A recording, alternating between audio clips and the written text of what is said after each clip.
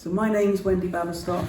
I'm volunteer centre manager and also trustee of Henbury and Brentry Community Council, who's responsible for running the community centre in the area.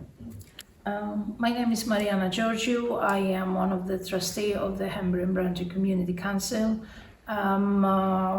We started when the lockdown started, and we just got the three of us together, and we said we need to do something to help the situation. So we locked up the community centre straight away, and from there we set up a community hub, food bank and hub here with the help of the Bristol City Council to help the area about their needs and support in everything they were needed. I am David Mullaney. I'm the chair of the community council, and I'm here at the community centre. And during COVID, I was working with Wendy and Marianna sorting out the food distributions. And where we collect the food from was from the local supermarkets, Tesco's, Waitrose, Aldi's, and Booker's, and they're the main ones we collect from. And then how we used to collect the food out and then distribute it into food parcels, which went residential and all to the care home. So it was probably about almost 3 times a week we're doing food parcels. Yeah, basically we had about 150 people from the council as a referrals, and we had another 150 people from our area that we were serving constantly and helping with delivery of food and giving them help, support. Each can-do volunteer had a critically extremely vulnerable person to look after, sometimes 2 or 3, so each volunteer... More sometimes. Sometimes had even 3 or 4, where they would do prescription runs, any dog walking, so it wasn't just about the food. It was about making sure that those people could stay inside safely during COVID. I think I used to basically ring people up and have a phone call, or some people said, can you come around my house and speak to me for about an hour before I even did the shopping for them, because that's what kept people going. And there was a lot of mental health issues as well. People were still scared to go out, but I think having that voice they look forward to kept them going.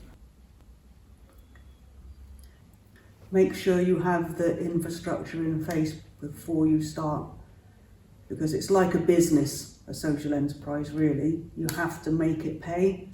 You have to have the infrastructure, the money to be able to do it, so you have to be from a good starting point, and you need to get sure there's plenty of volunteers and that you have in effect a business plan as to what you want to achieve within a set amount of time. I would say just give it by your heart, and open your heart and just give your heart emotionally. I'm talking, give without waiting to get something back, because you're just helping the community. Well, saying what these 2 people have said, actually, I haven't really got anything more to add really other than that. But I think what I would say is, when you do volunteer, help out, make sure you do the time that you can manage yourself. You know what I mean? If it's little or loads, that's what you got to do. What time you can give it all. I think what it does is it makes them realise that they're not on their own. That initial come into the centre is probably hard for a lot of people, because they're usually right at the very end of their tether, or at the last point where they really can't cope, and they just feel embarrassed initially to come and do that step. But once they've done that step and they've made that connection, it's then so much easier for them to do that. And also, if someone gets the support and the help from us, it can spread out.